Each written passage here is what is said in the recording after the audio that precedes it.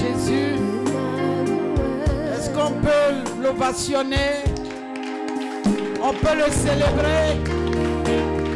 On peut rendre hommage au roi des rois ce soir. Il est Dieu. Il est Dieu. Il est Dieu. Alléluia. Gloire à Jésus. Cette chanson a une histoire avec moi. Quelqu'un dit Amen. Que le Seigneur vous bénisse. Vous qui l'aimez encore, parce qu'on ne sait pas si vous allez changer demain.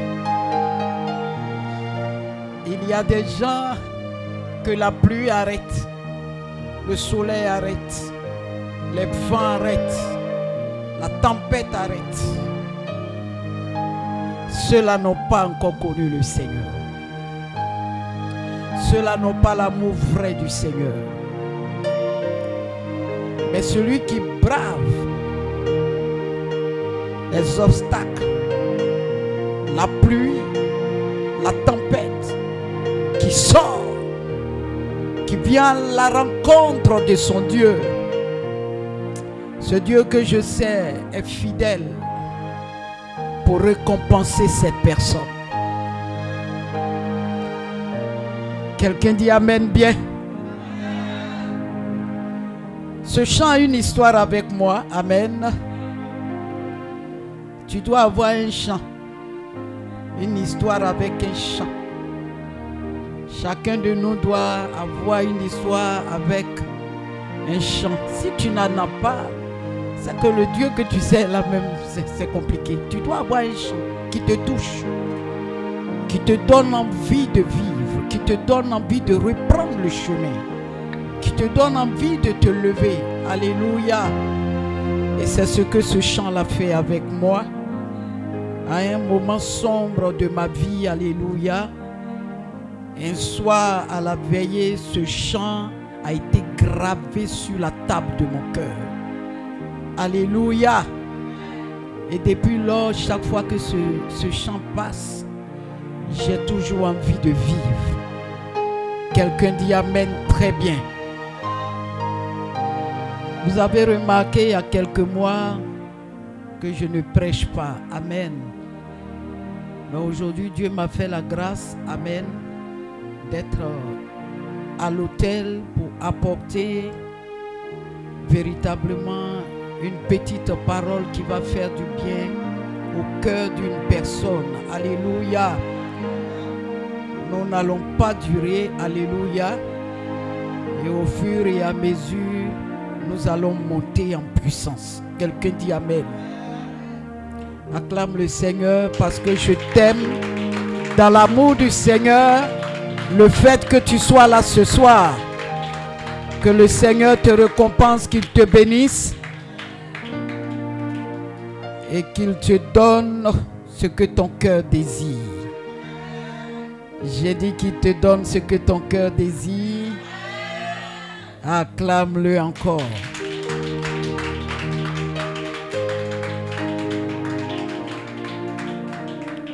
Alléluia. On va faire une lecture dans le livre de Luc, chapitre 15. Je lis la parole du Seigneur avec respect. Il dit encore, un homme avait 2 fils. Le plus jeune dit à son père, « Mon père, donne-moi la part de bien qui doit me revenir. » Et le père leur partagea son bien. Peu de jours après, le plus jeune fils, ayant tout ramassé, partit pour un pays éloigné, où il dissipa son bien en vivant dans la débauche.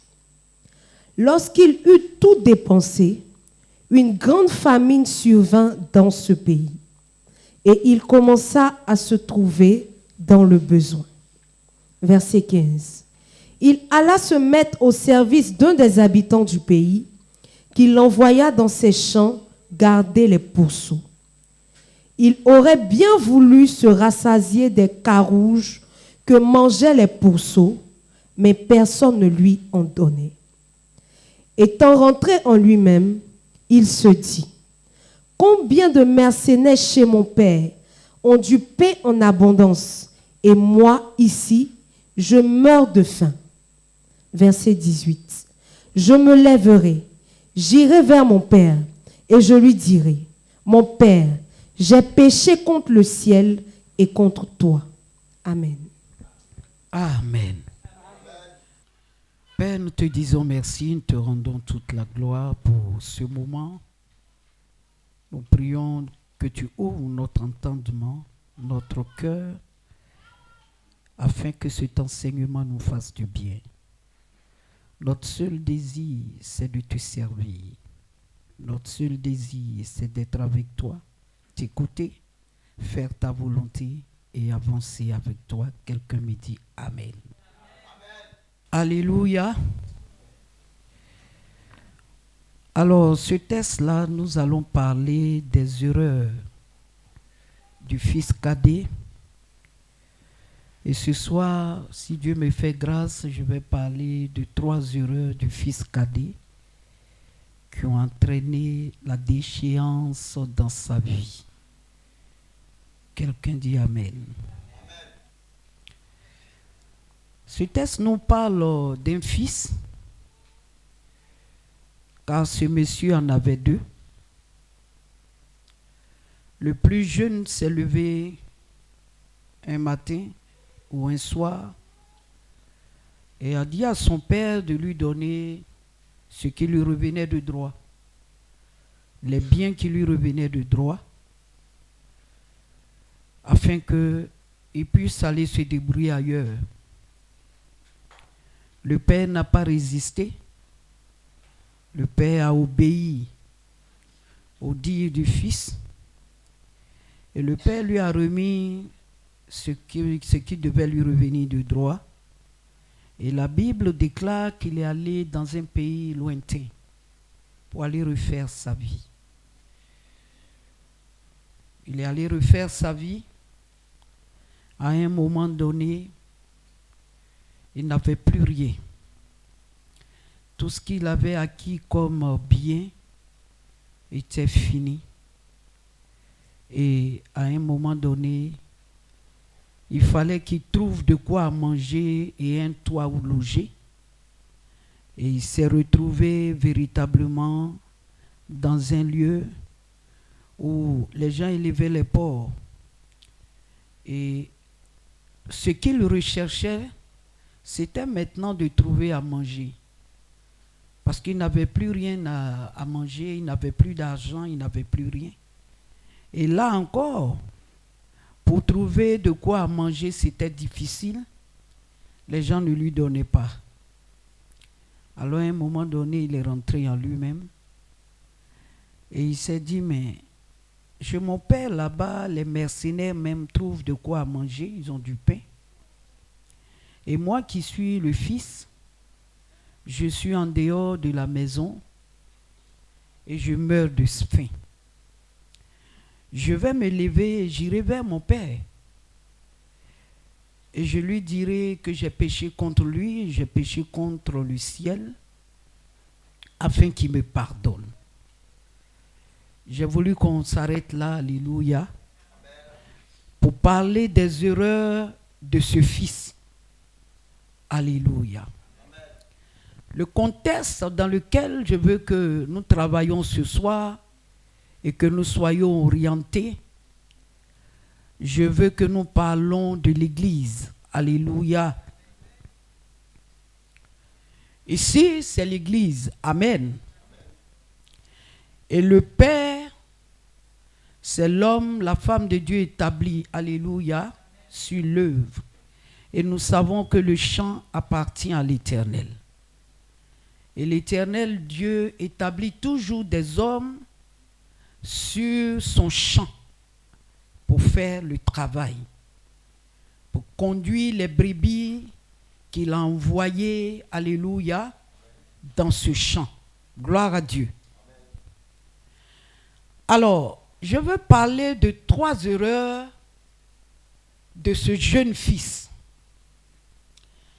Des 3 erreurs qui l'ont conduit a échoué, qui l'ont conduit à perdre ses droits, à perdre ses privilèges, à perdre sa qualité. C'est ce que j'ai appelé la déchéance. Alléluia. La première erreur qu'il a commise, ce jeune homme, on appelle ça la désobéissance. Voici un fils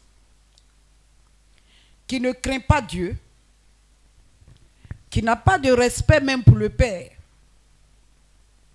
L'harmonie dans la maison était véritablement une très bonne ambiance, parce que la Bible ne nous a pas dit qu'il y avait des querelles dans la maison. Ensemble, les gens travaillaient dans le champ de l'Éternel.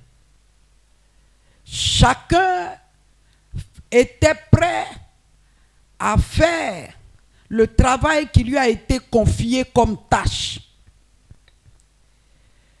Mais l'ancienneté, et à force de côtoyer le Père, à un moment donné, il s'est vu capable de se lever et de partir.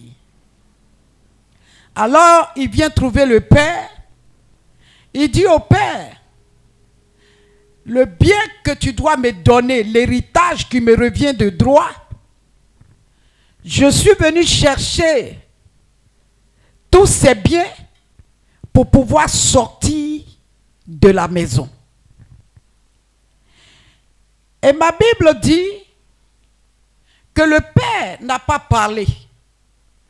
Le Père n'a pas refusé. Le Père lui a donné ce qui devait lui revenir de droit. Vous savez, la désobéissance, c'est l'insoumission. Alléluia. La désobéissance, alléluia, nous amène à nous rebeller contre les principes, contre les lois, contre les règles de l'Éternel. La désobéissance fait de nous des rebelles. La désobéissance, lorsque ça atteint le cœur d'un fils, il se mesure au Père. La désobéissance amène un fils à ne plus craindre Dieu.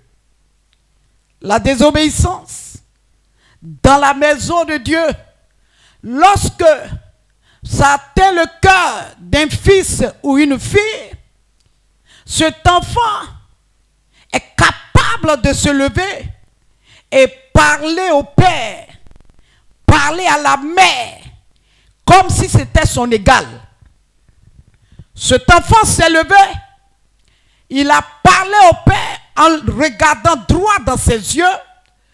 Donne-moi ce que tu dois me donner, parce que j'ai trop duré ici. Il est temps que moi aussi je puisse aller me chercher. Il est temps que je sorte pour aller créer mon église. Il est temps que je sorte pour aller faire une cellule de prière chez moi. Parce que je sens que j'ai une onction. Je dois partir. Et vous voyez, le Père ne va rien dire. Le Père va lui donner les biens. Et le Père, en ma qualité de servante de Dieu, lorsque j'ai médité, n'a pas béni cet enfant. L'enfant est sorti avec l'esprit de désobéissance, avec l'esprit d'orgueil, avec tout ce qu'il pouvait dire, et il est parti. Bien-aimé dans le Seigneur, lorsque je lis ma Bible, dans Hébreux 13, à partir du verset 17, qu'est-ce que la Bible nous dit? Hébreux 13, s'il te plaît. à partir du verset 17. Hébreux 13, verset 17. Oui. Obéissez à vos conducteurs Obéissez à vos conducteurs et ayez pour eux et ayez pour eux de la déférence, de la déférence. car ils veillent sur vos âmes Oui. comme devant en rendre compte. Alléluia. Amen. Dans une autre version, il dit, obéissez à vos conducteurs et soyez soumis, car ils veillent pour vos âmes. Ils veillent pour vos âmes, comme ayant à rendre compte, afin qu'ils fassent cela avec joie et non en gémissant, car cela ne vous serait pas profitable. Alléluia. Il y a eu deux qualités, deux catégories, deux niveaux de désobéissance. Il a désobéi à Dieu et il a désobéi à son Père. Alléluia. La désobéissance engendre la souffrance. La désobéissance engendre la souffrance. Celui qui est désobéissant ne peut pas récolter autre chose que la souffrance et la malédiction. Alléluia. Quelqu'un est là? Il y a certaines souffrances que vous pouvez vivre. Alléluia. Pas parce que vous ne valez rien. Quelqu'un me suit? Pas parce que vous n'êtes pas intelligent. Pas parce que vous n'avez pas des valeurs en vous. Mais il y a des souffrances que vous vivez parce que quelque part il y a une désobéissance qui a engendré cette souffrance dans vos vies. Les souffrances de ce jeune homme ne nous dit pas qu'il est bête, il n'est pas intelligent. Mais ce qu'il a récolté comme souffrance est venu de sa désobéissance. Donc, qu'on se comprenne et qu'on marque un arrêt, qu'on ne dise pas que je souffre parce que je n'ai rien en moi. Non. Qu'on ne dise pas je souffre parce que peut-être je suis rejeté. Mais la souffrance que tu traverses peut être la désobéissance que tu as accordée à une vie quelque part, à un parent, à un oncle, à une mère, à une tante, à une grande sœur. Quelque part, tu as fait quelque chose qui a engendré cette souffrance que tu es en train de traverser. Alléluia. Le monde spirituel est un monde que nous devons respecter.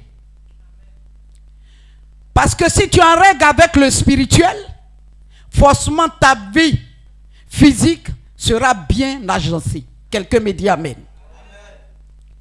Et donc, nous allons lire Jérémie 15 à partir du verset 18. Jérémie 15, verset 18. Jérémie 15, verset 18. Pourquoi ma souffrance est-elle continuelle? Pourquoi ma souffrance est-elle continuelle? Cet enfant a souffert longtemps. Pourquoi ma souffrance est-elle continuelle? Allons-y. Pourquoi ma plaie est-elle douloureuse? Pourquoi ma plaie est-elle douloureuse? Et ne veut-elle pas se guérir? Et ne veut-elle pas se guérir? Seras-tu pour moi comme une source trompeuse? Non, je n'entends pas. Oui. Serais-tu pour moi Serait-il pour moi? Comme une source trompeuse? Serait-il pour moi comme une source trompeuse? Comme une eau dont on n'est pas sûr? On reprend la lecture correctement. On va reprendre. Pourquoi ma souffrance est-elle continuelle? Pourquoi ma souffrance est-elle continuelle? Pourquoi ma plaie est-elle douloureuse? Pourquoi ma plaie est-elle douloureuse? Et ne veut-elle pas se guérir? Et ne veut-elle pas se guérir? Serais-tu pour moi comme une source trompeuse? Ah! Serait-elle pour moi comme une source trompeuse? Comme une eau dont on n'est pas sûr? Comme une eau dont on n'est pas sûr. Alléluia. Amen. La source trompeuse, c'est une manière de croire que nous sommes arrivés. La source trompeuse, c'est une manière de penser que nous sommes au-dessus de celui que Dieu a établi. C'est une source trompeuse. C'est un fond qui est faux. Celui qui est désobéissant à ses plaies, à cette souffrance, à cette douleur qu'il traverse. Et cette source trompeuse est couverte très souvent d'une certaine vérité qu'on pense qu'on peut y arriver. Il a pris l'argent. C'était une source trompeuse. Il est sorti de la maison de son père. C'était une source trompeuse. Alléluia. Cette eau-là était trouble. On ne voit pas le fond. Mais quelque chose de grave était attaché à la désobéissance. La désobéissance nous emmène des souffrances que nous vivons. Et je vais vous dire une chose. Dans la désobéissance, il y a la souffrance. Mais Dieu ne saisit pas autre chose pour te faire souffrir, pour te faire traverser. C'est la souffrance qui est engendrée de ta désobéissance là, que Dieu utilise pour te frapper. Et c'est pour cela que je disais tout à l'heure que tu peux souffrir pas parce que tu ne vaux rien. Tu peux souffrir pas parce que tu n'as pas de diplôme, non. Mais Dieu utilise la souffrance là qui a été engendrée par ta désobéissance pour te frapper, pour te cogner, pour te faire tomber. Quelqu'un me dit amen. Amen. Tout ce que ce jeune homme-là a traversé, ce n'est pas parce que Dieu voulait le frapper. Mais Dieu a saisi ça. Dans la désobéissance, au cœur de la désobéissance, il y avait la souffrance. Alors Dieu a retiré la souffrance et Dieu a commencé à le faire souffrir parce que lui-même il a créé. Quelqu'un me comprend? Très souvent, on mélange les choses. J'ai besoin de délivrance parce que rien ne marche. J'ai besoin qu'on prie pour moi. J'ai besoin qu'on me donne un jeûne. Parce que j'ai l'impression que ce sont les liens de famille. Ce sont les sorciers de la famille. Non. Tu as désobéi quelque part. Tu as posé un acte quelque part. Et l'acte que tu as posé, qui est la désobéissance, a engendré la souffrance dans laquelle tu es. Dieu saisit la souffrance et partout où tu passes, c'est la souffrance qui est devant toi. Partout où tu arrives, c'est la souffrance qui bloque la route. Partout où tu arrives, c'est la famine, c'est le rejet. Ce sont des choses que dans la famille, personne ne vit, mais c'est toi qui vis.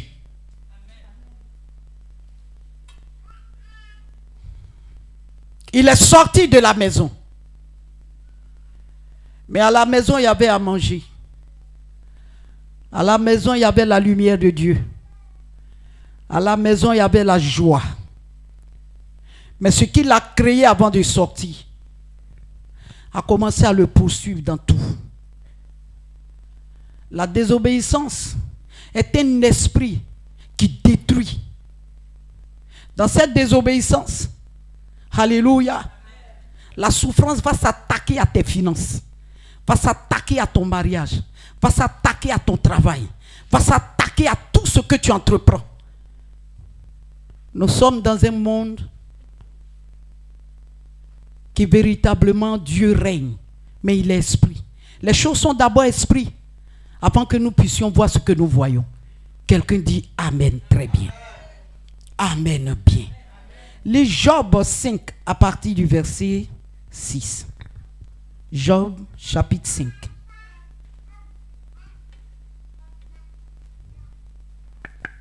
Job 5, verset 6. Le malheur ne sort pas de la poussière. Le malheur ne sort pas de la poussière. Et la souffrance ne germe pas du sol. Et la souffrance Ne germe pas du ne sol. germe pas du sol. Quelqu'un me suit? Verset 7. Attends d'abord, c'est ça seulement que... Relis encore pour que quelqu'un comprenne ce que j'ai expliqué. Le malheur ne sort pas de la poussière. Le malheur ne sort pas de la poussière. Le malheur, quand ça sort, c'est qu'il y a une source. On a vu la source trompeuse tout à l'heure. N'est-ce pas? Il y a une source. Donc ça ne sort pas de la poussière. Le malheur sort de quelque part. Il y a une source trompeuse.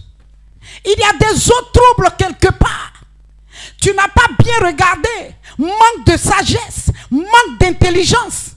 Alléluia. Et c'est pour cela que Job 5, verset 6, nous dit que le malheur ne sort pas de la poussière. Non.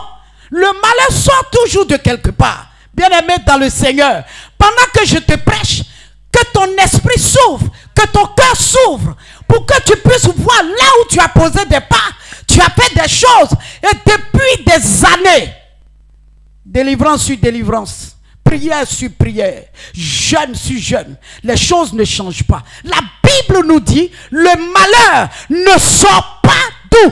De la poussière. Le malheur sort de quelque part.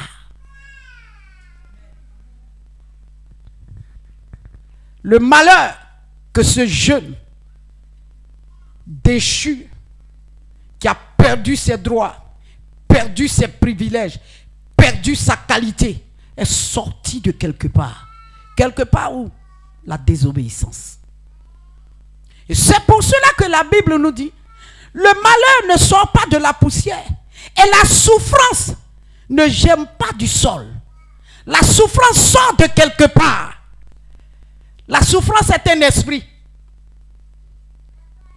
La désobéissance est un esprit. Ce sont les armes du diable pour détruire un enfant qui a une grosse destinée.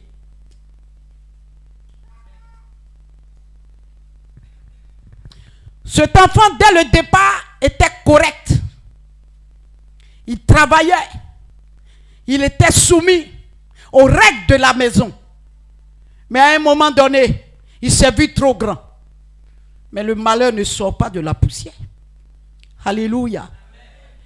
Et vous savez, quand quelqu'un désobéit et que la personne sort, alléluia, la nature a horreur du vide. Quand il est sorti, il est rentré dans une autre maison. Vous êtes d'accord avec moi? Il est rentré dans une autre maison. Mais faites très attention. Les maisons peuvent se ressembler, mais dans toutes ces maisons, l'Esprit de Dieu n'est pas là-bas. Il y a des maisons, là où tout est bling bling, mais l'Esprit de Dieu n'y est pas. Alléluia. On ne désobéit pas, et puis on ne sort pas pour aller s'asseoir, parce que la nature a horreur du vide. Donc quand tu sors, forcé, tu vas rentrer quelque part. Tu rentres où? Alléluia. Il y a des maisons, quand tu rentres, on te dépouille de tout. Tu perds tout. Gloire à Dieu. Pas que quelqu'un est là pour t'arracher. Non. Mais toi-même, ta vie là-même, tu vois que rien ne va.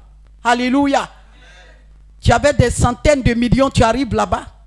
Tout ce que tu vas commencer à entreprendre, tout tombe à l'eau. Tu fais ici, tout tombe à l'eau. Tu fais là, tout tombe à l'eau. Alléluia. Gloire à Dieu. Amen.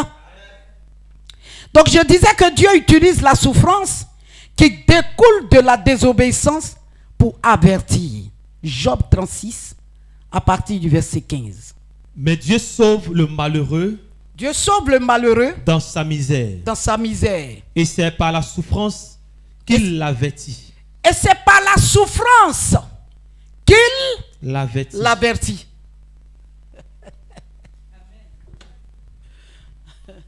Dieu n'avertit pas quelqu'un comme ça. Hey, pourquoi tu as fait ça? Non, non.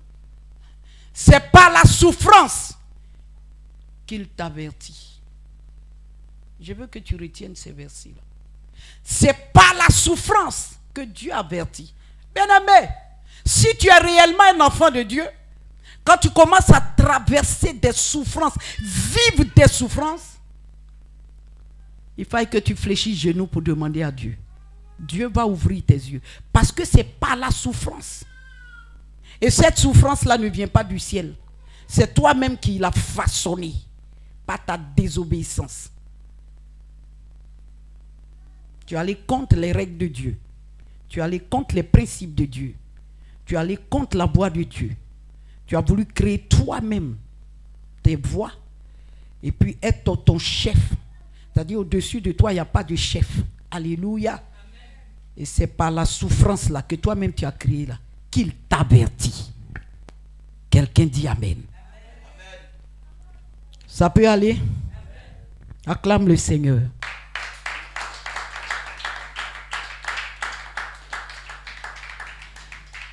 Bien-aimé, il a désobéi. Il a pris ses biens. Et puis il est sorti. La deuxième erreur, c'est s'éloigner de la présence de Dieu. C'est une grave erreur. Sorti de la présence de Dieu. C'est une erreur très, très, très, très grave. Ce jeune homme est sorti. Il a fermé la porte, il est parti. Mais ma Bible me dit, dans le psaume 91, verset 1, celui qui demeure sous l'abri du Très-Haut repose à l'ombre du Tout-Puissant.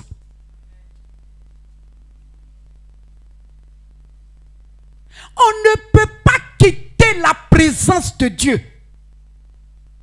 Celui qui demeure sous l'abri du Très-Haut repose à l'ombre du Tout-Puissant.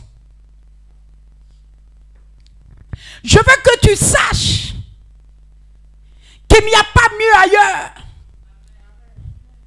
Il n'y a pas meilleure sécurité ailleurs. Il n'y a pas quelque chose, une bonne couverture ailleurs que dans la présence de Dieu. Sorti de la présence de Dieu, ne plus servir Dieu, ne plus méditer, ne plus venir à l'église, ne plus prier ensemble avec ses frères et sœurs, ne pas être dans un département pour travailler, bien-aimé, c'est une grave erreur.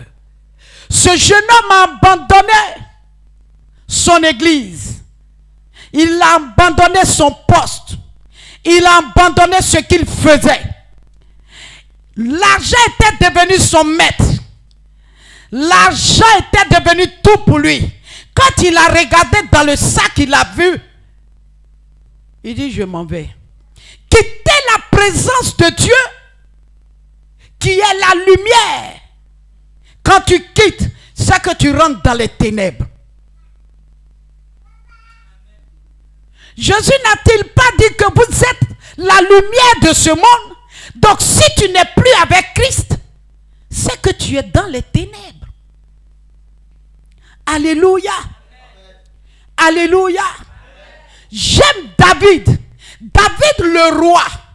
David avait l'argent. David était considéré. David était un homme d'étoile.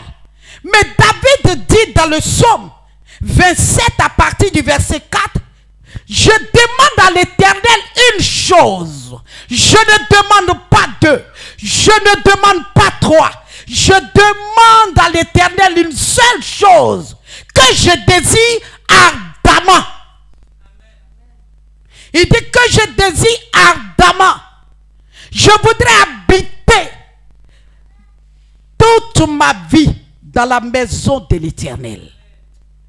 Oh, oh, oh, oh, oh.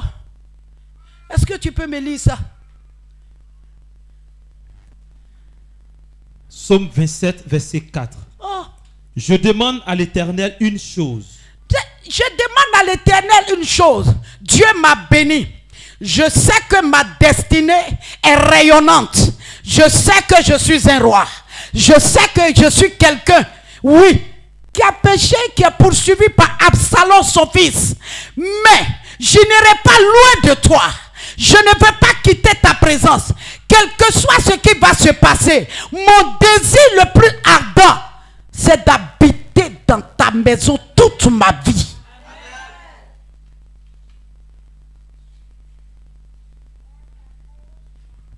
Alléluia.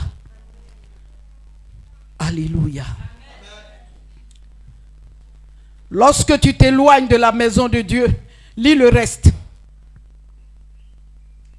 Que je désire ardemment. Oui. Je voudrais habiter toute ma vie, Oui. dans la maison de l'Éternel. Il n'a pas dit la moitié de ma vie. Il n'a pas dit pour quelque temps. Il n'a pas dit je viendrai habiter quand je vais avoir des problèmes. Il y a des gens qui viennent dans la présence de Dieu quand ils ont des problèmes. Il y a des gens qui sont là parce qu'ils ne travaillent pas. Il y a des gens qui sont là pas parce qu'ils aiment Dieu, mais ils sont là parce qu'ils aiment les miracles de l'Éternel. Ils sont là parce qu'ils aiment les bénédictions de Dieu. Ce jeune homme est resté dans la maison parce qu'il aime l'argent. Il est resté longtemps là parce qu'il sait que Dieu bénit financièrement. Alléluia. Donc d'autres viennent parce qu'ils savent que Dieu peut les bénir, ils peuvent avoir un mari. Ils peuvent avoir, comment dirais-je, une femme. Ils peuvent avoir quelque chose, un domaine, quelque part, quelque chose. Alléluia. Mais David nous dit non. Lui demande une seule chose. Une seule, pas deux, pas trois. Il n'a pas besoin d'argent. Il n'a pas besoin de richesse. Il n'a pas besoin de quoi que ce soit. Parce qu'il sait que s'il habite dans la maison de l'Éternel, il ne manquera de rien. Il ne manquera de rien. Bien aimé, quelqu'un qui est dans la présence de Dieu, qui demeure sous l'abri du Très-Haut, c'est une personne qui est en sécurité. Parce que le Dieu que nous servons n'est pas un Dieu pauvre. Ce n'est pas un Dieu qui rase les murs. C'est un Dieu glorieux. C'est un Dieu qui donne de l'éclat aux étoiles. Et si tu demeures toujours dans sa maison, oh, tu finiras par être lumière. Tu finiras par briller. Tu finiras par tirer l'homme de ta vie. Tu finiras par tirer la gloire. Tu finiras par être glorieuse et glorieux au nom de Jésus. Alléluia. Gloire à Dieu. Il dit demain une seule chose. C'est pour habiter toute sa vie dans la maison de l'Éternel. Pour faire quoi? Pour contempler la magnificence de l'Éternel. Lui dit qu'il veut contempler la magnificence de l'Éternel. Il ne veut pas habiter parce qu'il veut l'argent. Il ne veut pas habiter parce qu'il veut être roi. Mais lui, il veut habiter là pour contempler la grandeur, la magnificence de l'Éternel. Alléluia. Amen. Alléluia. Amen. Et puis quoi encore? Et pour admirer son temple. Et pour admirer son temple. Bien aimé, il vaut mieux venir avec de telles idées afin que demain quand quelqu'un va te voir au quartier, que la personne soit étonnée et que ta vie même soit un sujet d'évangélisation. C'est-à-dire quand on te voit, même quand tu ne parles pas, quelqu'un te suit pour venir à l'église. Alléluia. Nous ne venons pas à l'église parce qu'on a besoin d'un mari, non. Nous venons à l'église pour véritablement être des imitateurs de Christ. Nous venons à l'église pour être des gens glorieux. Notre caractère change, tout change en nous. Et notre vie, même quand quelqu'un nous voit dans la maison, la personne a envie de venir. Bien aimé dans le Seigneur, on n'habite pas seul dans nos maisons. Mais c'est nous seuls qui venons à l'église. Alléluia. Changeons de comportement, nous allons voir. Dans la cour commune, là, les gens vont nous suivre. Dans le quartier, là, les gens vont venir. On dit non, cet homme-là ou cette femme-là, quand elle venait dans le quartier, elle n'était pas comme ça. Hein. Mais c'est une personne qui est toujours à l'église. Regardez sa vie. Bonjour ma soeur, c'est où tu vas à l'église? Tu vois que tu es en train de gagner des âmes à Christ.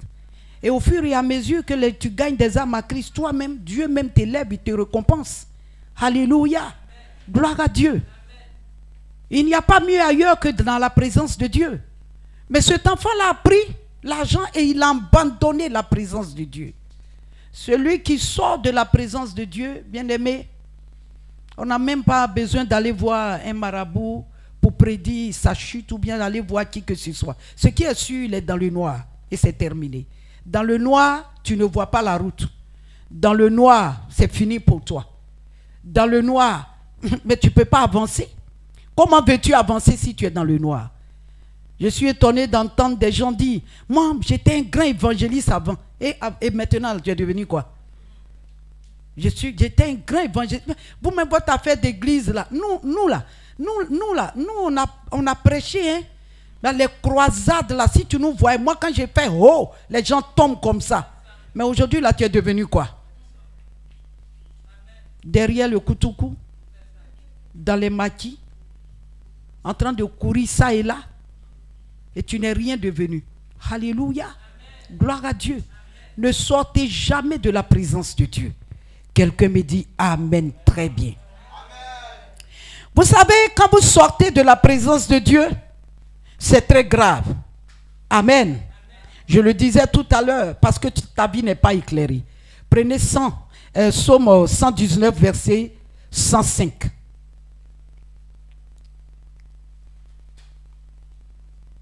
« 119, verset 105. Psaume 119, verset 105. Ta parole est une lumière à mes pieds. Ta parole est une lumière à mes pieds. On entend la parole de Dieu où? Dans sa présence. Et la parole, c'est Dieu lui-même. Mais en dehors de sa présence, tu vas entendre ça où? Donc, il n'y a plus de lumière à tes pieds. Quelqu'un dit Amen? Amen. Allons-y. Et une lampe sur mon sentier. Une lampe sur mon sentier. Tu peux éviter les pièges. Tu peux éviter les trous que l'ennemi tend. Tu peux éviter beaucoup de choses. On peut te dire, viens, on va faire affaire. Mais parce que tu es dans la présence de Dieu, tu peux ne pas tomber dans ces ruses-là, ces arnaqueurs-là, tu ne peux pas être avec eux. Parce que tu es éclairé. La parole est une lampe à tes pieds. Et une lumière sur ton sentier. Tu peux éviter tout ça. Mais pour éviter tout ça, il faille que tu sois dans la présence de Dieu. Pour entendre la parole de Dieu. Alléluia. Gloire à Dieu. Amen, amen. Lisons Proverbe 22, verset 1.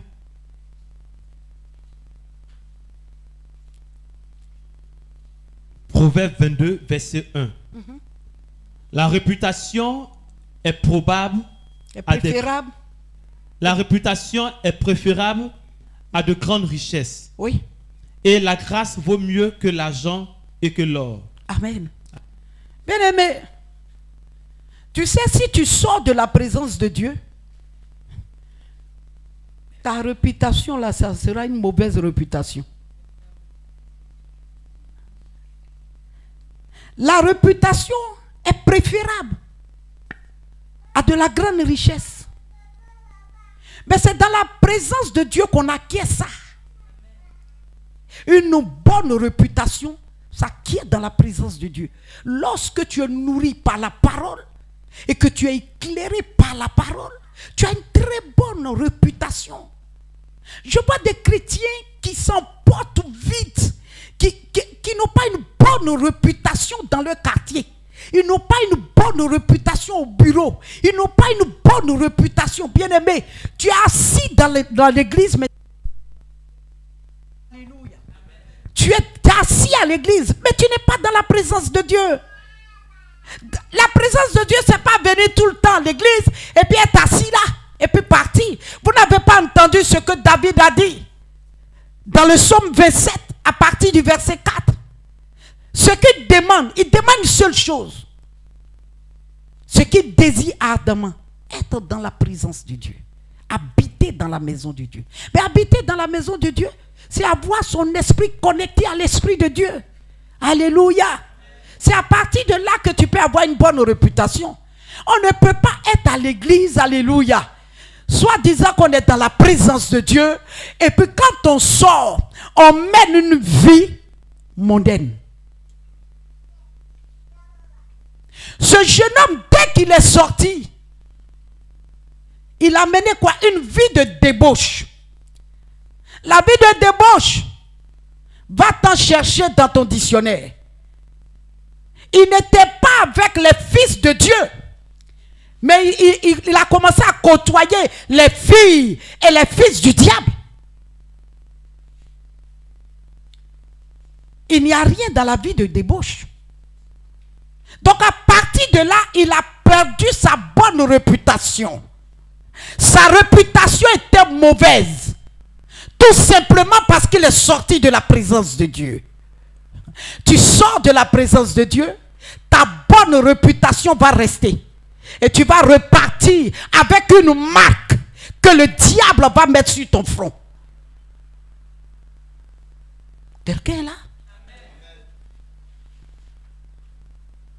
Quand tu as une bonne réputation et qu'il y a des bonnes choses, des recrutements à faire, des gens sérieux qu'on veut recruter, alléluia, ton nom ne restera jamais derrière.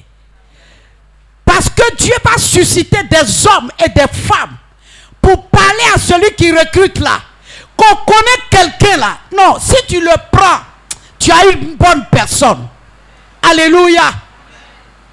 Quand on sert Dieu, quand on reste dans la présence de Dieu, quand on craint l'Éternel, quand on vit une vie pieuse, une vie, oh éternel, oh Dieu, dans le respect et les règles de Dieu, alléluia, on a une très bonne réputation. Tu n'as pas besoin de parler. Même ta démarche parle. Même quand tu as arrêté, ça parle. Même quand tu as assis, tu ne parles pas, ça parle. L'Esprit de Dieu lui-même t'annonce que la personne qui est là, j'ai mon sceau sur la personne. Alléluia. Prenons Néhémie 13 à partir du verset 13.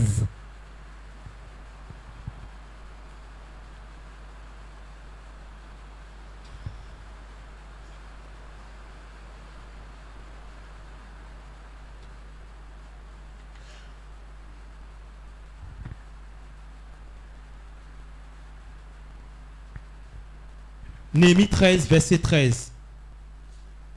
Je confiais ma surveillance. Je confiais ma surveillance. Excusez. Je confiais la surveillance. Néhémie 13, verset 13.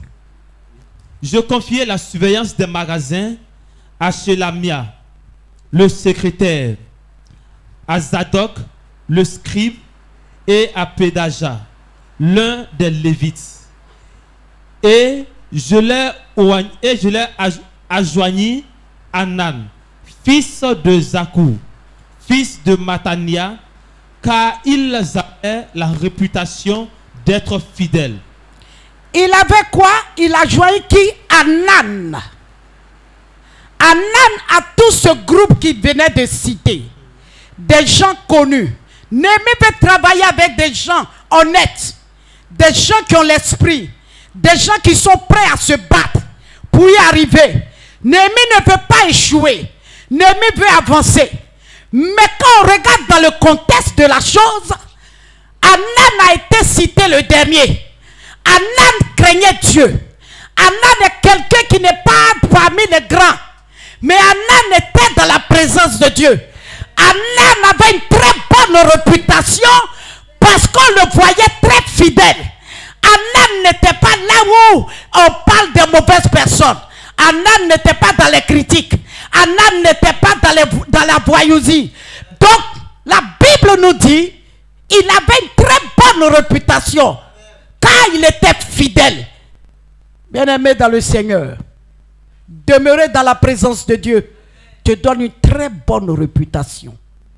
Bien-aimé, tu ne t'annonces pas. Le sel ne s'est jamais dit qu'il est salé. Le sucre n'a jamais dit, goûtez-moi, vous allez voir, je suis sucré. Non. Le sucre reste le sucre. Le sel reste le sec.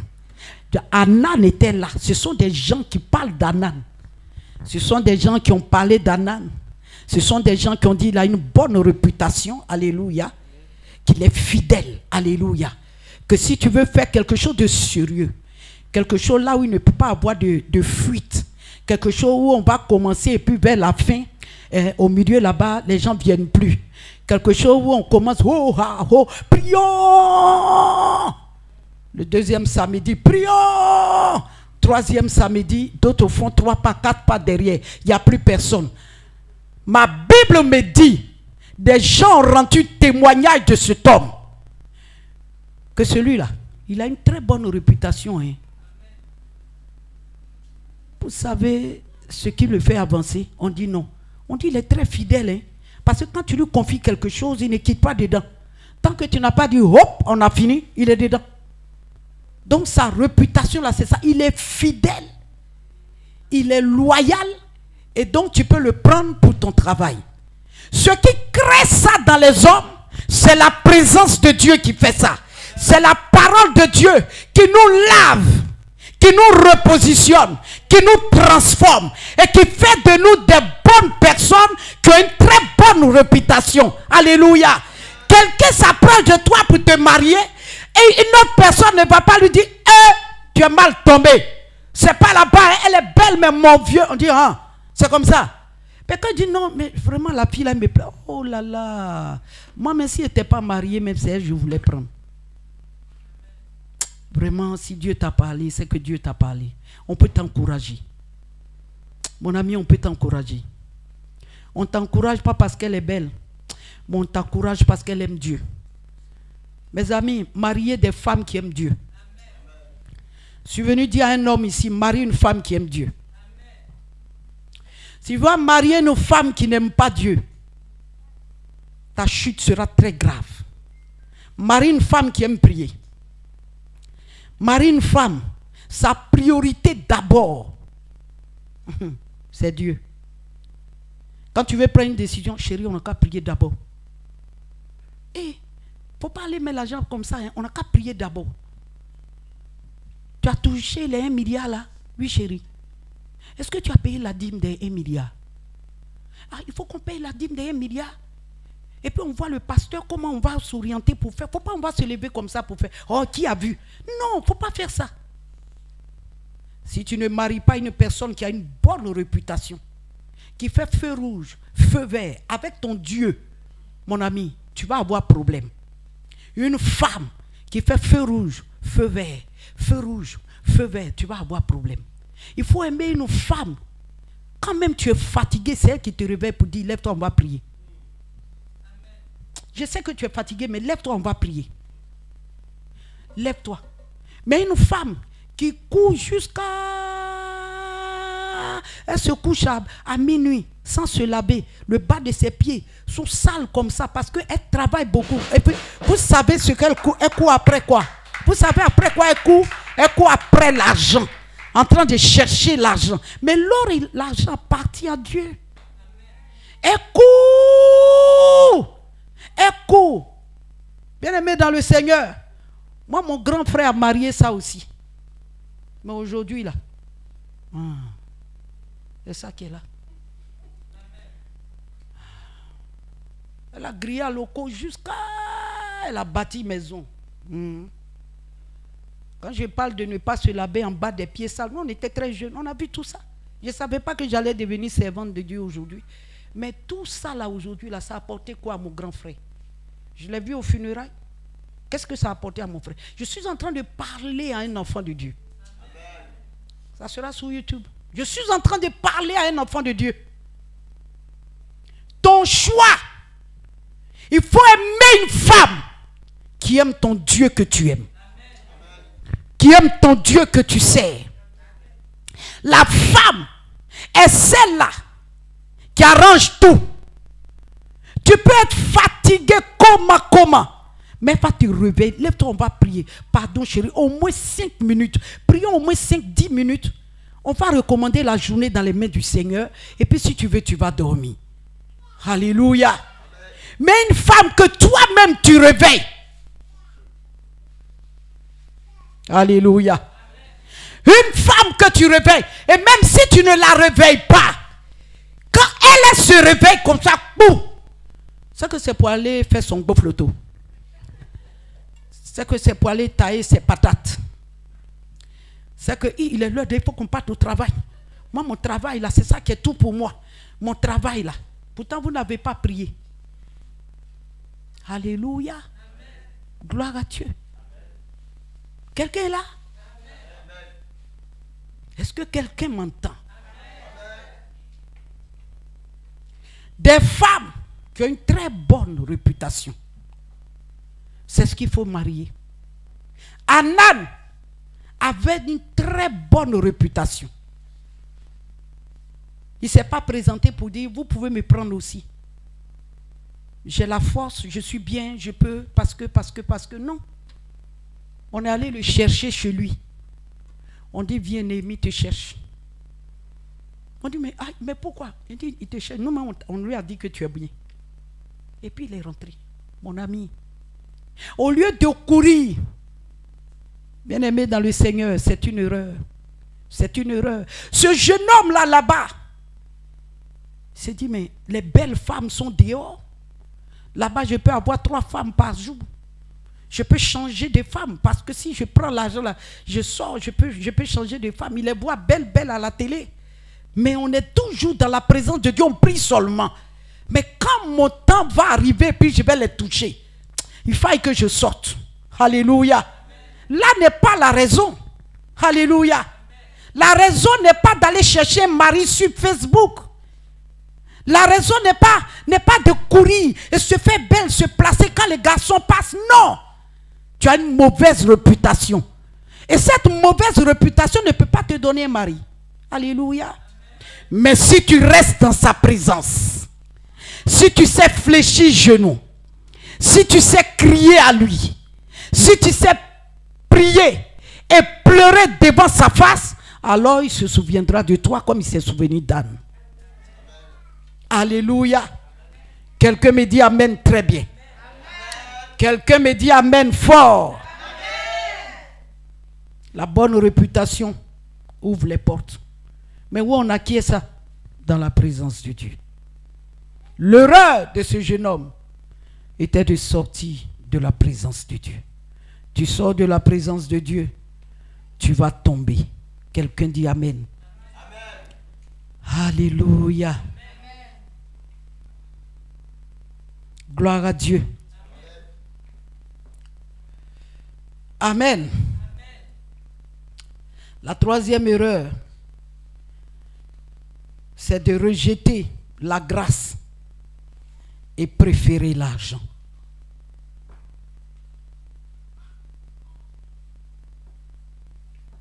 C'est de rejeter la grâce et préférer l'argent. Proverbe 22, verset 1 nous a dit la réputation est préférable à la grande richesse. Et la grâce vaut mieux que l'argent. Gloire à Dieu. Bien-aimé. L'argent. L'argent. L'argent a perdu beaucoup de personnes.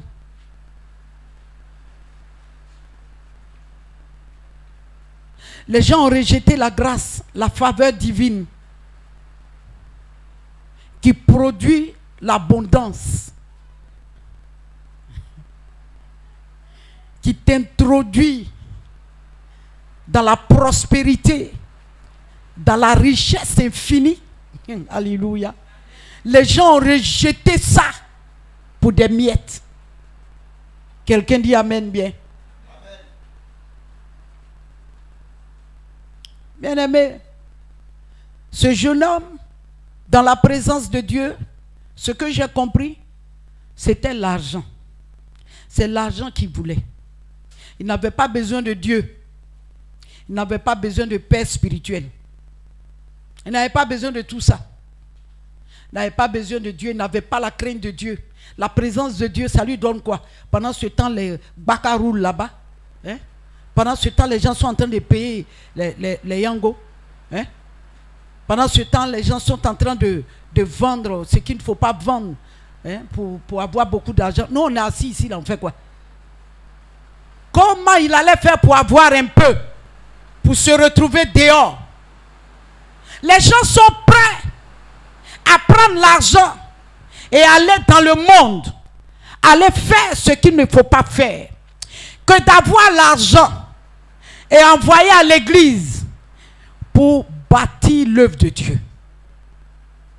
Les gens n'ont pas l'argent pour apporter des offrandes à l'autel, pour soutenir l'œuvre de Dieu.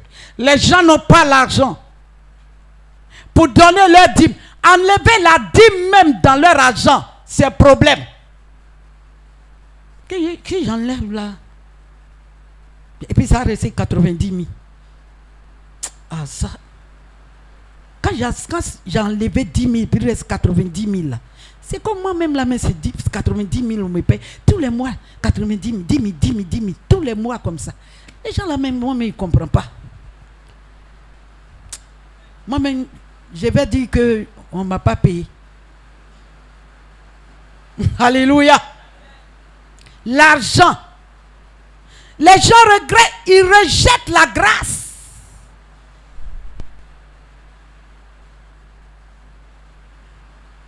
Pour de l'argent. Quand il a eu les millions, est-ce qu'il n'est pas sorti? Les gens ne savent pas que si tu ne fais pas attention, l'argent va t'éloigner de Dieu. Alors que c'est Dieu qui donne. Il y a des gens qui sont assis dans l'église, qui ont beaucoup d'argent. Mais quand il s'agit de venir à l'église, ils portent des haillons. Tu les vois comme ça. Et ils viennent s'asseoir. Parce que si on dit, il y a des choses à faire dans l'église, que chacun donne 100 000, 100 000, 50 000, 50 000, quand il est comme ça là, qui va lui dire que lui, il a 50 000 pour en donner à quelqu'un? Il est assis. Alléluia. C'est par la suite qu'on découvre plus tard que voilà le travail qu'il fait. Il y a des gens dans la présence de Dieu qui ont beaucoup de maisons. Alléluia. Je sais de quoi je parle. Qui ont des maisons, des immeubles. Les gens habitent. Mais bien aimés dans le Seigneur. Mais quand ils viennent dans la présence de Dieu, ils sont petits comme ça. On n'a rien. Si on avait l'argent, on allait changer les chaises là. On n'a pas...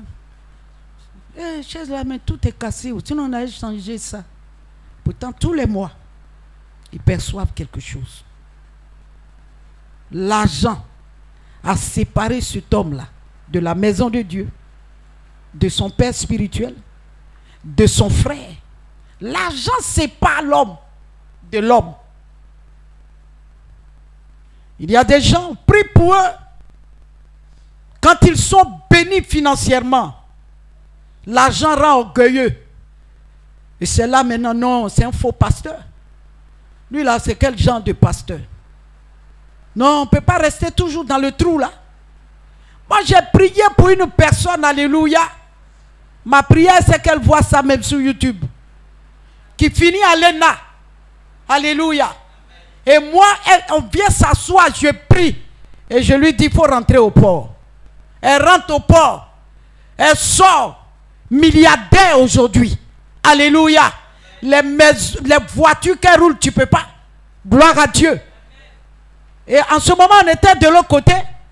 Elle dit, il n'y a pas route pour garer. Après, maintenant, elle dit, il n'y a pas climatiseur. Après, maintenant, elle dit, il fait trop chaud. Le lieu qui l'a béni, elle a quitté cette présence-là. Elle est partie. Les gens préfèrent l'argent qu'à la grâce divine, qu'aux faveurs de Dieu. Alléluia. Amen. Gloire à Dieu. Quelqu'un est là? Les 1 Timothée 6, à partir du verset 10.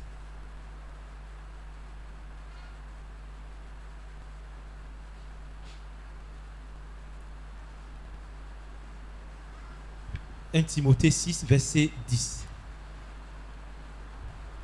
Car l'amour de l'argent est une racine de tous les maux. Car l'amour de l'argent est une racine de tous les maux. Mhm. Et quelques-uns, en étant possédés, se sont égarés. Non, essaie de reprendre. Et quelques-uns, en étant possédés, allons, se sont égarés loin de la foi. Loin de la foi. Regardez. Est-ce que vous avez compris ce qu'il a lu là-même? On reprend encore. On reprend. Lis bien. Ils n'ont qu'à comprendre. Car l'amour de l'argent est une racine de tous les maux. De tous les maux. Et quelques-uns, en étant possédés, se sont égarés loin de la foi. En étant possédés de l'amour de l'argent, se sont égarés loin de la foi. Loin de la foi. Ce jeune homme-là n'était plus dedans. Ce jeune homme-là, lui n'était plus dedans. Tous les soirs, il est dans les poissons braisés, les grosses bières, et puis les danses mondaines là, avec les femmes. Il s'est éloigné de la foi. Il glisse comme ça. Les gens même sont contents. Hein? Quand il tourne sa veste comme ça, on dit non, c'est un chef. On le soulève comme ça, prési. Il s'est éloigné de la foi.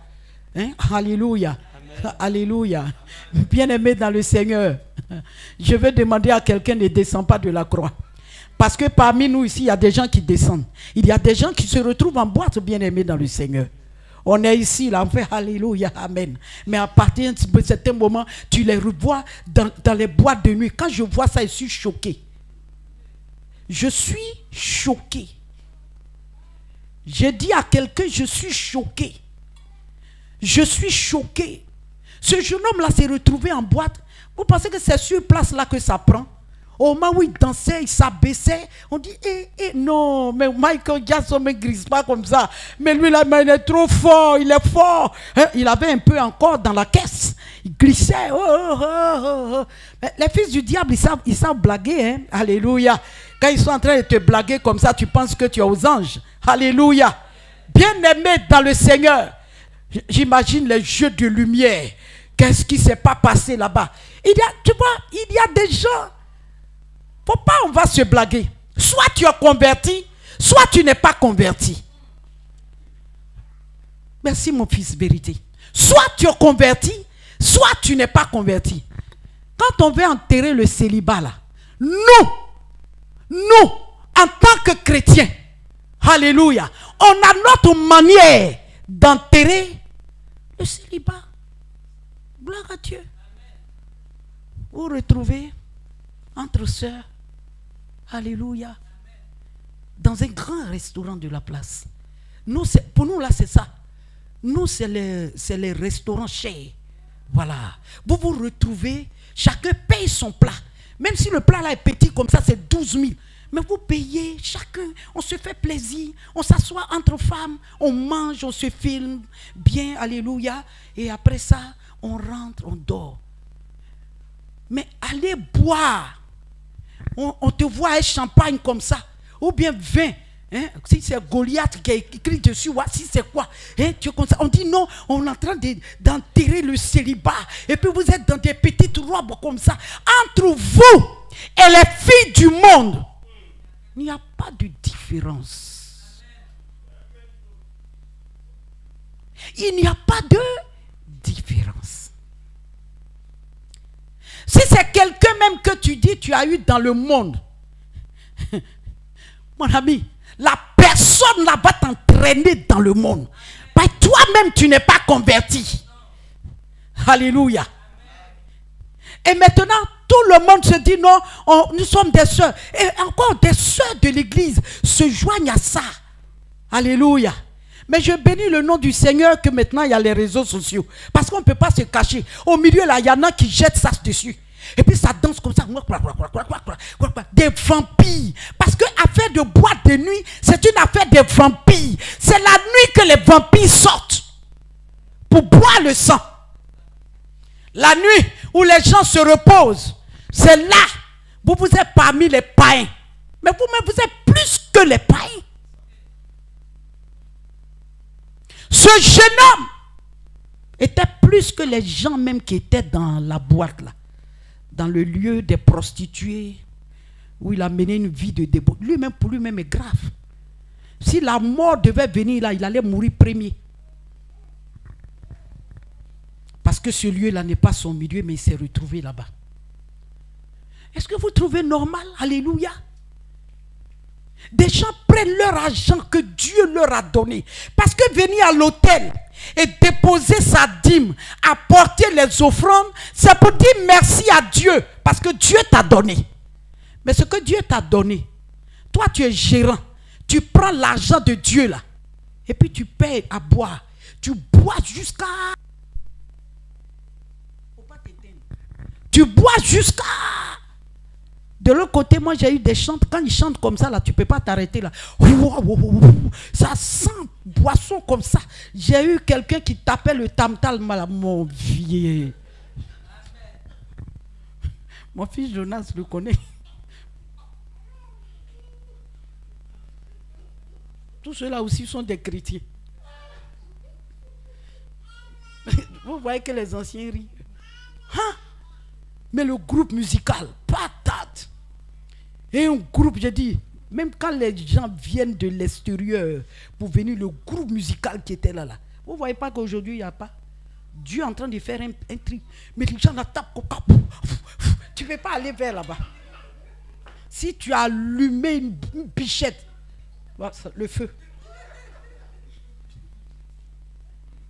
Il y en a même qui dansent jusqu'à qu'ils enlèvent leur habit. Moi, messieurs, j'ai dit, mais Seigneur, c'est quoi? Alléluia. Gloire à Dieu. Gloire à Dieu. Gloire à Dieu. L'argent de Dieu, on ne prend pas pour aller se détruire. L'argent que Dieu te donne, tu ne dois pas prendre ça pour aller boire, pour aller payer des habits sexy. Dieu ne t'a pas donné pour ça. Tes cuisses sont dehors. Tout est dehors. Mais quand tu es habillé comme ça, celui même qui voulait de toi, il a déjà tout vu. Il ne peut plus te marier. Quelqu'un est là? Il a pris l'argent. Il a préféré l'argent. Il a rejeté la réputation. Il a rejeté la grâce et la faveur. Et il a pris l'argent de Dieu. Pour vous dire que c'est Dieu qui donne l'argent, c'est dans la maison là qu'il a pris l'argent. Ça, c'est une révélation. C'est Dieu qui donne. Ce n'est pas quelqu'un qui donne l'argent. Il y a des gens, non, c'est à la sueur de mon front là. Il y a des bellas même là, ils ne gagnent rien. Moi, ici, aller à l'école, c'est mon diplôme là, mais qui fait que je suis bien, mon ami, le diplôme que toi tu as, il y en a même qui ont plus, mais ils ne gagnent pas de travail. Pour te dire que c'est Dieu qui donne. Et quand Dieu te donne, il faut savoir gérer. Le peu que Dieu t'a donné là, il faut savoir gérer. Si tu sais gérer le peu là, il va augmenter. Ce n'est pas fini chez lui là-bas. Lui n'est jamais en manque. Hein? Ce Dieu-là n'est jamais en manque. Mais comme je te l'ai dit, c'est ta désobéissance qui a créé la souffrance dans laquelle tu es. Et puis le loyer est doublé. Et puis ça là est doublé. Parce que quand Dieu regarde, les 10 000 francs hier, tu allais payer boisson pour faire plaisir à ces jeunes gens qui ont porté des pantalons et des souliers, on dirait cigarettes là. Qu'est-ce qu'ils t'apportent? Quand ils veulent boire, c'est toi ils cherchent. Vieux père, mon ami préféré. Il faut qu'on se retrouve au coin. Oui, au coin, au coin. Mais alors, quand tu as pris 20 000, 15 000, tu as payé à boire. Tu as rejeté la grâce et la faveur. Et tu penses que ce Dieu-là, il est fou pour te donner encore de l'argent. Et voilà comment tu te retrouves dehors, sans toi. Et voilà comment tu te retrouves avec des dettes. Et voilà comment tu te retrouves avec des loyers doublés sur ta vie. Implantez Dieu dans vos maisons. Ayez Dieu dans vos foyers. Ayez Dieu dans votre travail. Ayez Dieu dans vos finances. Alléluia. Ayez Dieu. Gloire à Dieu. Vous voyez Jonas, Dieu l'envoie. Il refuse de partir à Ninive. Qu'est-ce qu'il va faire?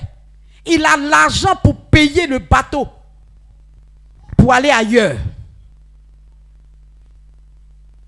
Là où Dieu nous envoie là, on ne va pas là-bas avec notre argent. Hein? Où il ne nous a pas envoyé. C'est là-bas on envoie notre argent.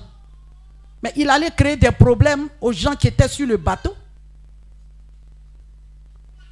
Alléluia. Les gens là l'ont reconnu. Et vous pensez que les démons vous reconnaissent. Et moi je vais vous dire, les démons et les anges là vous reconnaissent. Les gens là ont dit, nous on est dans notre affaire là. Ça là ne nous est jamais arrivé. Toi tu es quitté où? Toi là tu es qui? Il dit, je suis un hébreu. Toi tu fais quoi ici? Nous là. Non, on n'est pas dans votre affaire là. Mais tu fais quoi au milieu de nous? À cause de toi, on est en train de tout perdre là. Qu'est-ce qu'il y a? Il dit, soulevez-moi, jetez-moi dans l'eau. Jetez-moi là-bas, vous allez avoir la paix. Il a eu l'argent pour aller sur un bateau, pour aller se créer des problèmes. Pour aller créer des problèmes à ceux qui sont là-bas. Est-ce que tu sais que ton argent, tu prends pour aller dans les boîtes à cause de toi? Les gens qui ont l'habitude de danser là-bas, ils ont vieilli, ils n'ont pas de maison, ils n'ont pas de réputation, ils n'ont rien. Ils sont bizarres, mais ils sont là, ils ne meurent pas, ils dansent là-bas. À cause de toi, le toit là-bas quitté, tout le monde va mourir. À cause de toi. On dit, il y a une femme qui est rentrée ici, là, on dirait que c'est elle. Il y a un homme qui est venu ici, là, on dirait que c'est lui qui nous a créé ce malheur-là. À cause de toi seul, mon ami. Là-bas, là, ce n'est pas ton milieu. Cette vie-là, ce n'est pas ta vie. Tu es allé aux eaux de baptême, tu as accepté le Seigneur. Donc, il y a des règles, il y a des principes, il y a une manière de marcher que désormais, tu dois suivre. Que Dieu nous bénisse. Amen. Mon message est fini, acclame le Seigneur.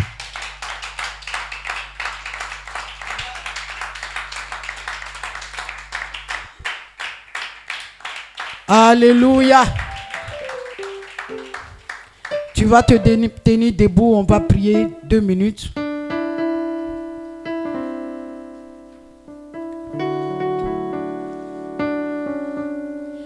Commence à dire merci au Seigneur pour ce message.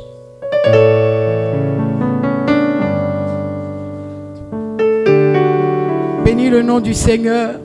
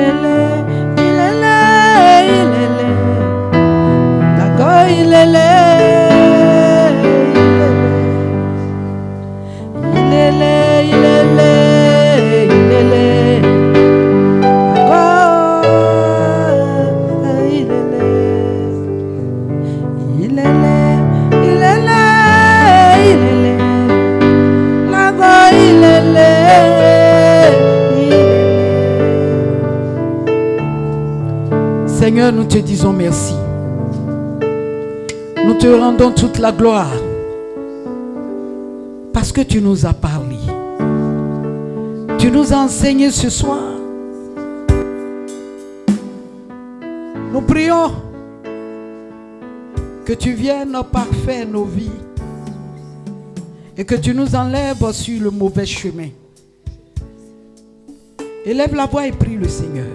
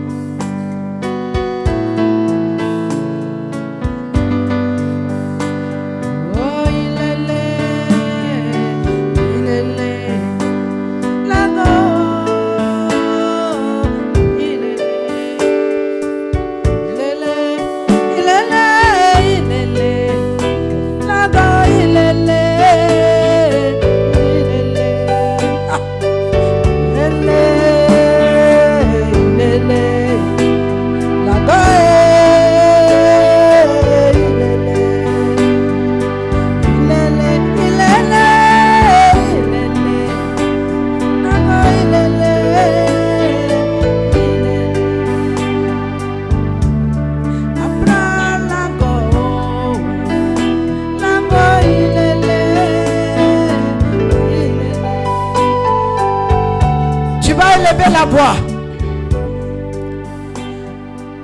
Et tu vas demander pardon au Seigneur. Quand tu as désobéi à l'Éternel. Parce que Dieu n'envoie pas un message comme ça en vain. Quelque part,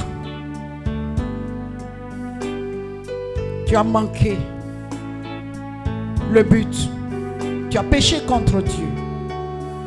Tu as désobéi. Tu as posé des actes qui ont irrité le cœur de Dieu, qui ont attristé le Saint-Esprit. Tu as offensé un père, une mère, un serviteur de Dieu, pensant que tu avais raison.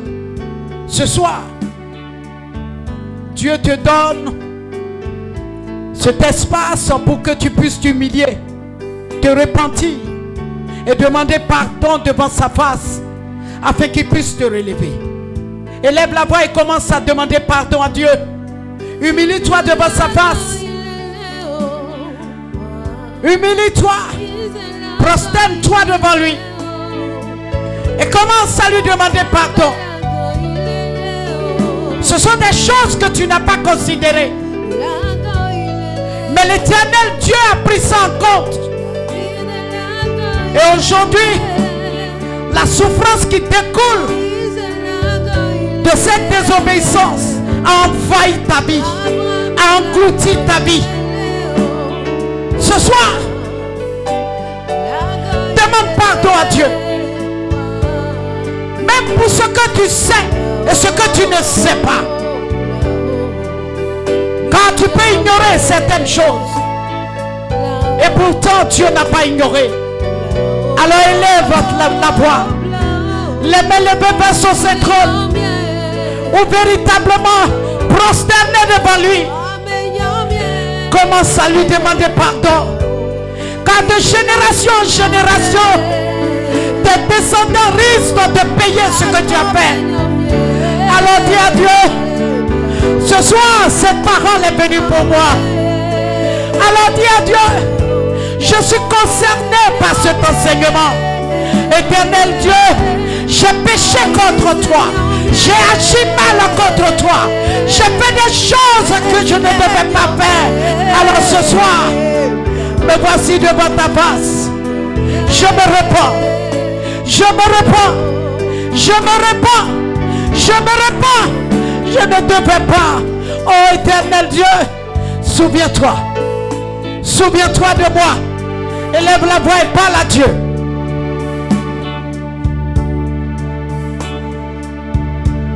Parle à Dieu.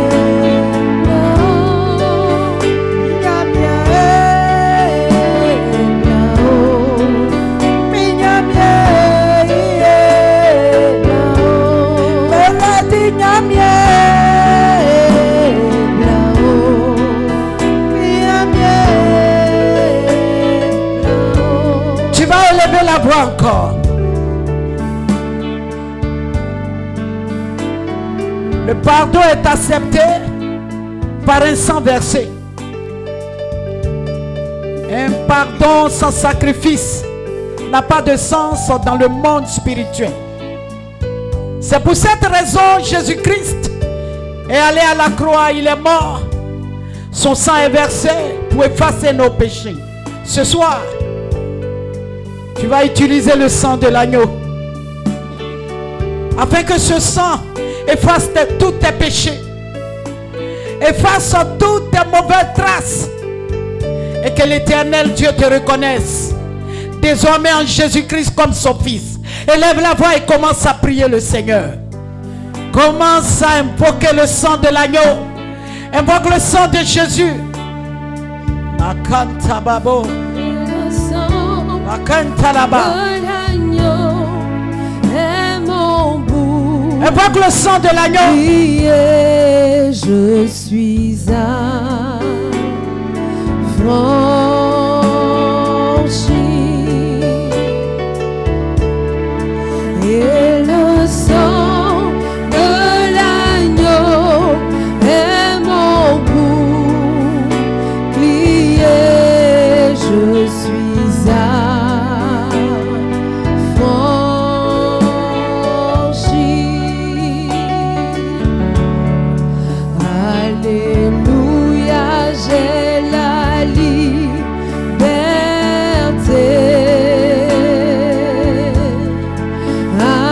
Alléluia, j'ai la liberté.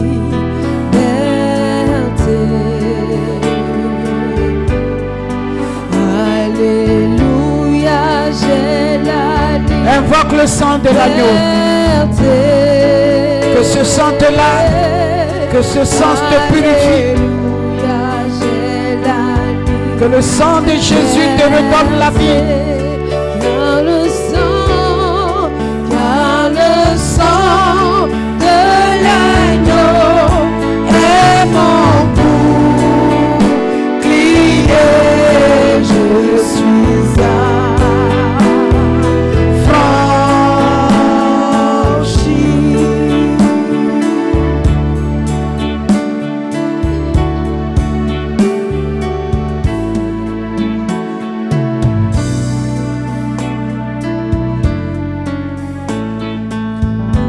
Alléluia.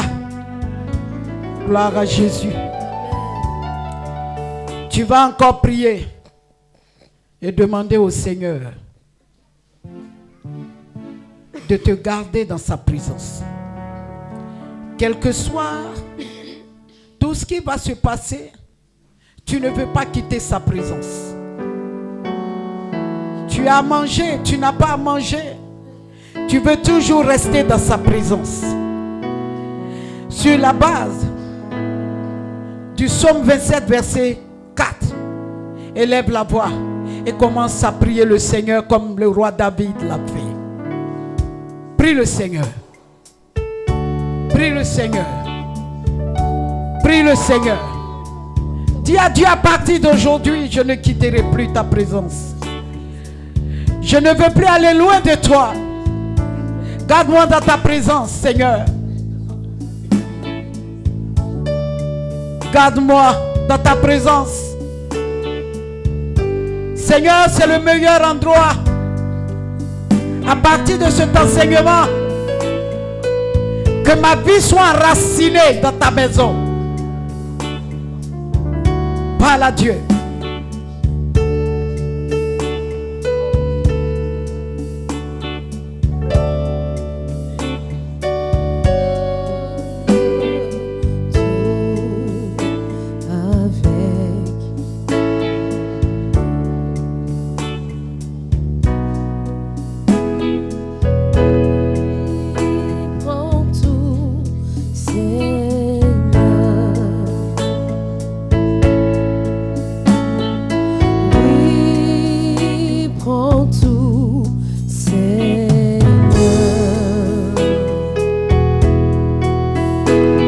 Dieu. Oui, prends tout, Seigneur.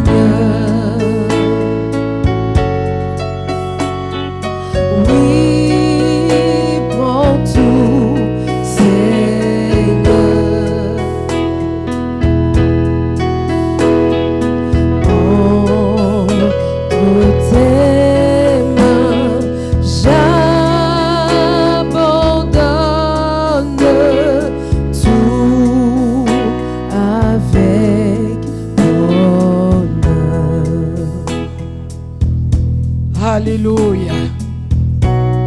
à Jésus.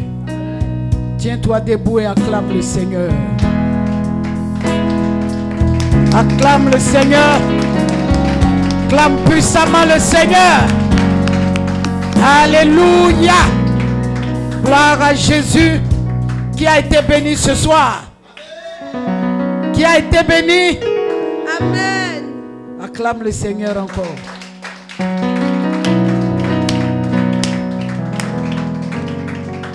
Que Dieu nous bénisse. Amen.